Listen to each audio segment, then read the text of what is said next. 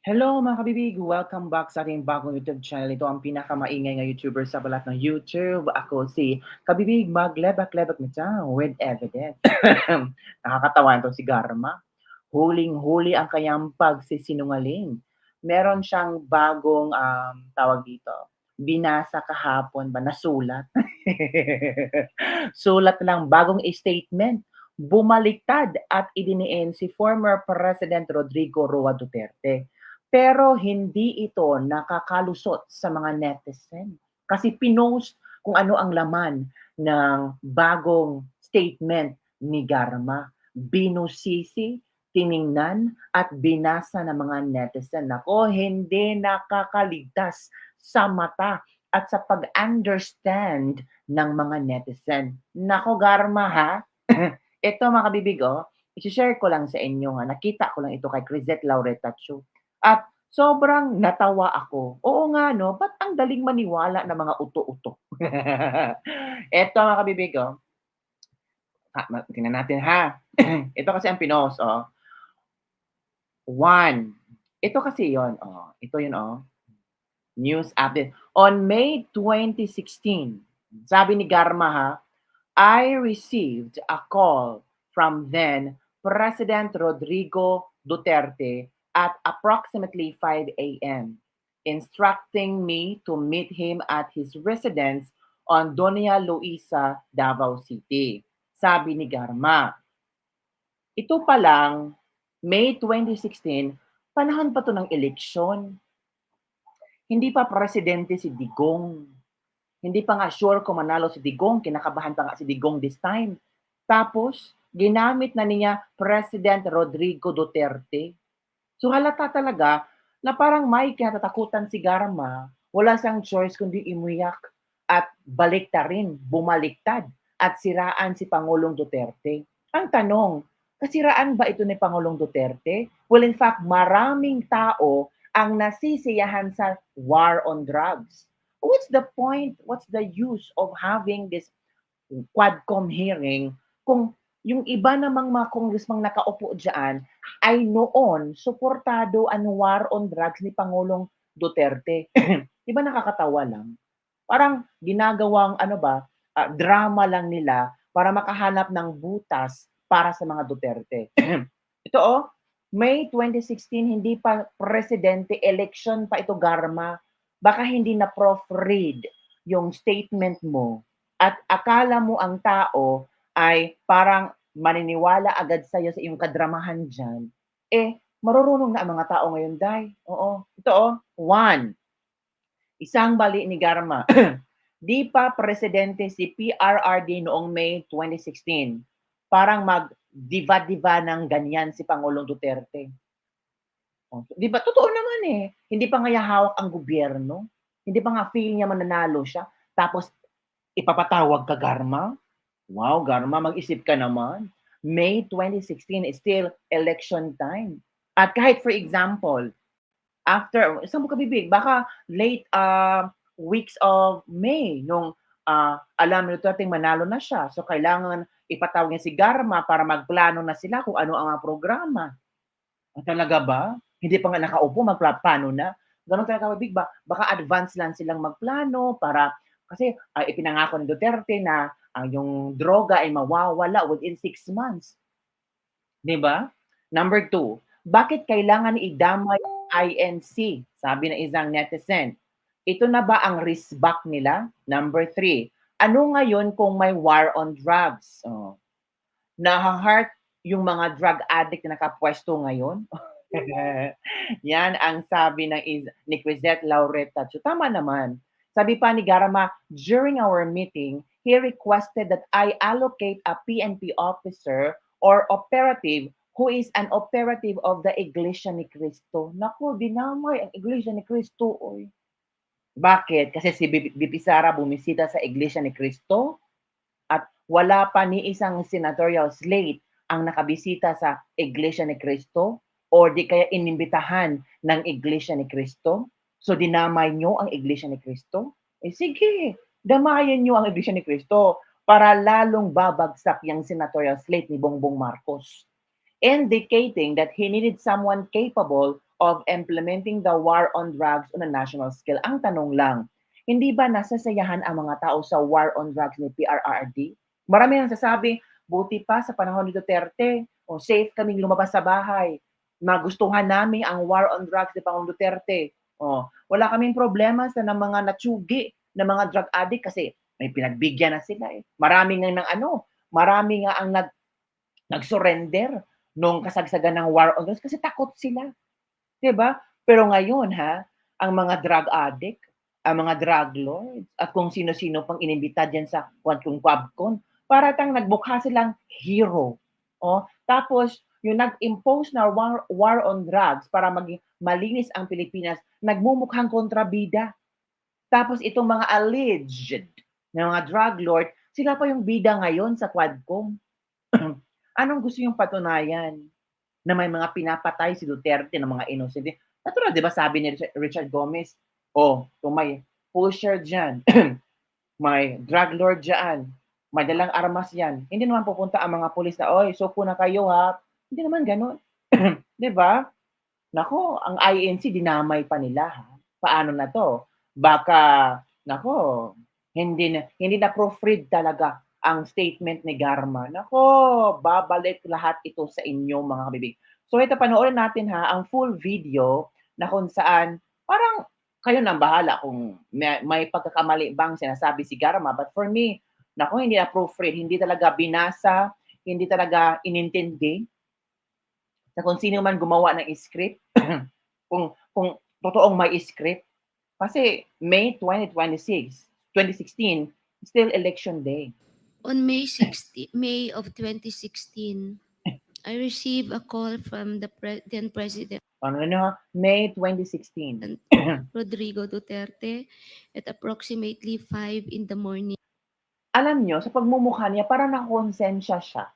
Nakukonsensya siyang magbasa or mag-narrate sa ibinigay na, I don't know kung gawa ba niya ito or hindi. Parang, bahala na to, para sa pamilya ko, para hindi tawag dito, hindi magalaw ang pamilya ko, magsisinungaling na ako. Naku, Garma, kung uupo na si BP Sara, delikado yan. Instructing me to meet him at his residence in Doña Luisa, Davao City. I was already acquainted with then Mayor Duterte, having served as a station commander in one of the police stations in Davao during his tenure. During our meeting, he requested that I locate a PNP officer or operative who is a member of the Iglesia ni Cristo, indicating that he needed someone capable of implementing the war on drugs on a national scale, replicating the Davao model. The Davao model referred to the system involving payment and rewards. Wait, parang hindi kabisado ni Garma ang nakasulat dito eh. Kasi kung kabisado mo ang nakasulat dito, pwede ka namang itong sinulat mo ay pwede mo lang parang tawag dito ay parang ano lang siya, guide mo lang. Hindi every now and then you keep on reading what's on the paper. Pwede ka namang patingin-tingin tapos diretso istorya, 'di ba? Pero sa nakikita ko lang parang siya, nagbabasa na hindi alam kung ano ang susunod na salita. Nagbabasa hindi alam kung ano ang susunod na action, kung susunod na sentence na sasabihin niya, kung related ba or hindi. At ramdam ko parang takot si Garma. Ewan ko, 'di ba? Kaya na bahala ka bibig sa napanood yung video. Basta ako, nakita ko ang maraming mga netizen na nag-react din na, ano ba itong si Garma? Hindi ba niya alam 2016 May ay kasagsagan pa ng eleksyon? Anong nangyari? Di ba? Sabi ng mga netizen. Hindi na proofread ba? Di ba? Ito nga bibig, kita ko lang this was posted kung talagang ayaw ng taong bayan ang war on drugs ni Pangulong Duterte. Bakit ito Pulse Asia, 88% of Filipinos support drug war. Diba? Tapos anong problema nito? Dahil sa AGK kabibig, maraming namatay na mga inosente. Tapos, inosente nga kaya sila. 'Di ba? Kasi may maraming mga tao diyan nagsasabing inosente pero merong mga ano, mga tinatagong bulok sa kanilang sarili, 'di ba? Oh, 88% of Filipinos support drug war ni Pangulong Duterte that time, 'di ba? So, ano yung masasabi dito mga kabibig? Ang daming kadramahan sa Pilipinas, oh, talagang binigyan ng time ito 'no? Ito pa ang sabi ng ilang netizen, dinaan sa iyak para mas convincing. May 9, 2016 yung election. May 10, 2016 nag-declare ng victor si Duterte based on unofficial tallies. So hindi imposible yung statement ni Garma na nag-meeting na sila during the same month. Sabi nga, hindi nga imposible. Pero hindi naman gaano ano, ang tawag dito, marami pa namang importanteng gagawin si Pangulong Duterte before plotting this ano, itong mga gusto niyang gawin sa gobyerno, 'di ba? Ito sabi, wala ng proofread, basta okay lang yung acting, is the teardrops that matters. Akala kasi ng ibang mga nakaupo sa Quadcom or kung sino man sila, eh once umiyak na ang tao ay mga tao maaawa na din. Once may luha ng papatak, Karen Espinosa umiyak kahapon, parang napaiyak na si Luistro. Ngayon si Garma umiyak na naman. Iba na kasi ang ano basta as long as alam ng tao kung ano ang background ng taong ito, hindi na sila maaawa, 'di ba? Wala na talagang kaawa-awa as long as alam mo kung ano ang background ng taong ito. Ay nako, ito pa. Puwedeng gumawa ng plano kahit bago ka pa ma-elect or on assumption na mag-elect ka. Lahat ng politiko nagpaplano months ahead or at times years ahead bago manalo. Yung drug war matagal na sa Davao, plinano na lang siguro kung paano i-implement sa buong Pilipinas. Ang tanong, hindi ka ba masaya? 'Di ba? Ito pa, this is immediately after the election. They're preparing already, 'di ba? Start agad ng WOD pagkaupo ni Duterte. Ito pa, parang drama telebisyon, makapanira lang, cheap, 'di ba? Posible na nangyari yang tawagan nilang dalawa. Ano yung mga netizen? Oh, paano na 'yan? Ito pang sinabi ha, there is something behind. Change the statement in exchange for something. 'Di ba una, deny si Garma, ngayon biglang bumaliktad. That is where it always ends. Gano'n naman lagi.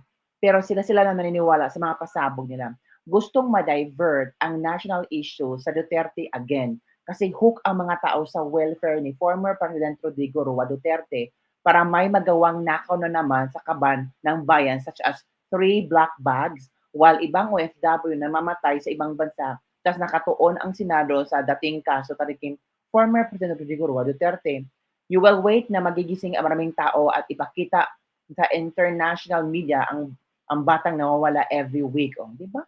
Masyado nang mahaba ang teleserye na drama na yan ng House. Tama na, sa issue na lang kahirapan nag-focus.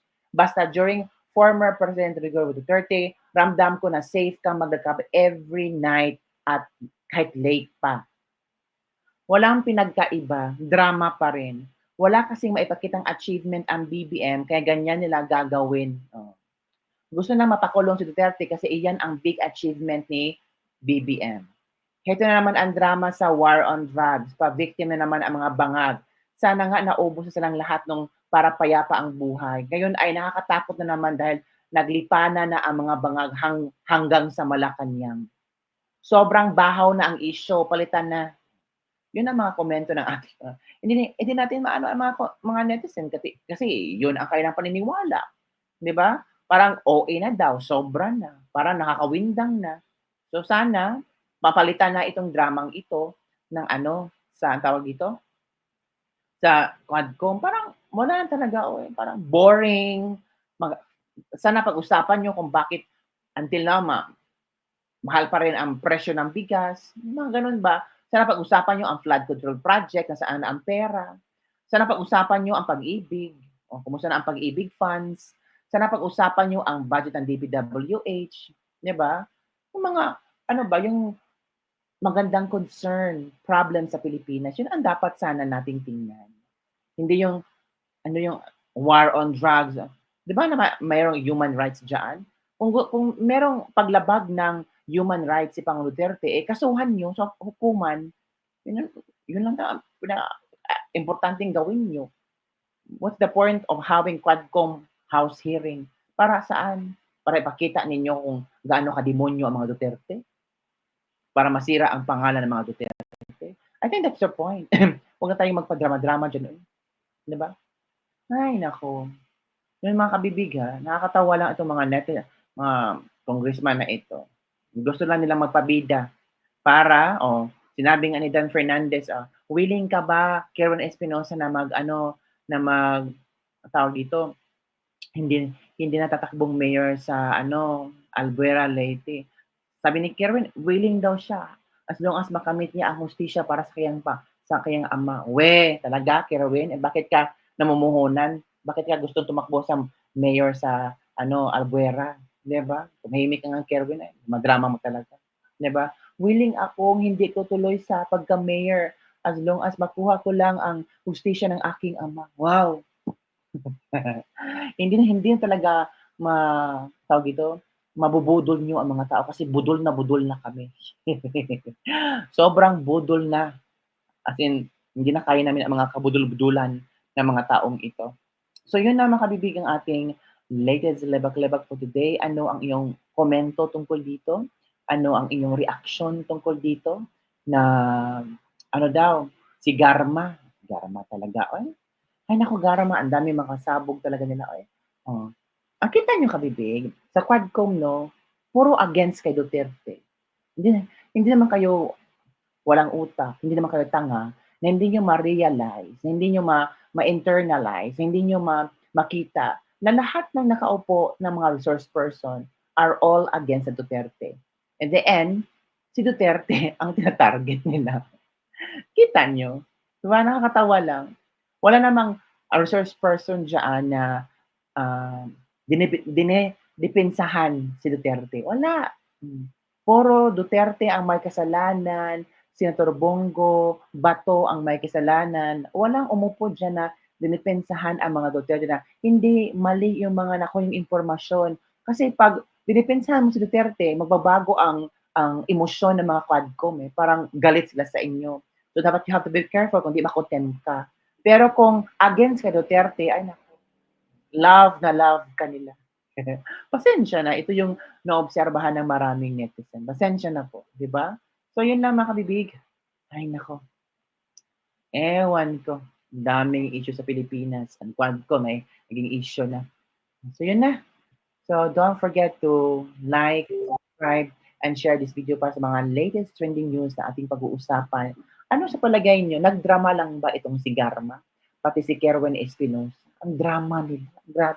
Patulo-tulo. Luha. Tapos itong si Luistro. Any message? May message ka ba sa tatay mo? Umiyak si Kerwin. May message ka ba kay Senator Bato? May message ka ba kay Lila de Lima? May message ka ba kay Dr. Ginawa ang Quadcom para magbigay-bigay lang ng message. Ginawa lang ang Quadcom para magiging talk show.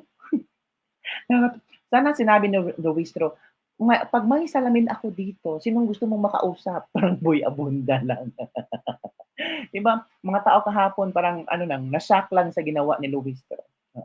Pero pag ang source person hindi klaro or direct to the point magsagot, ay galit sila, kundi i-contempt. So yun na mga kabibig. Don't forget to like, subscribe, and share this video para sa mga latest trending news na ating pag-uusapan. Shout out sa ating mga OFW dyan. Kumusta? Kaya pa ba? I'm sure kaya. Saturday, Sunday, pili lang kayo kung kailan ang inyong day off. Mag-enjoy ka, lumabas ka, kumain ka, talk to your friends para hindi ka ma-depress. Bawal ang depression ha pag OFW, o tawagan mo ang pamilya mo. Pray always na after matapos yung kontrata, makauwi ka sa iyong pamilya, may ipon-ipon ka, tapos magnegosyo ka pag uwi ng Pilipinas. Para, nasa pamilya ka na. O, yun na mga kabibig. Don't forget to like, subscribe, and share this video pa sa mga latest trending news na ating pag-usapan. Bye everyone! See you next time!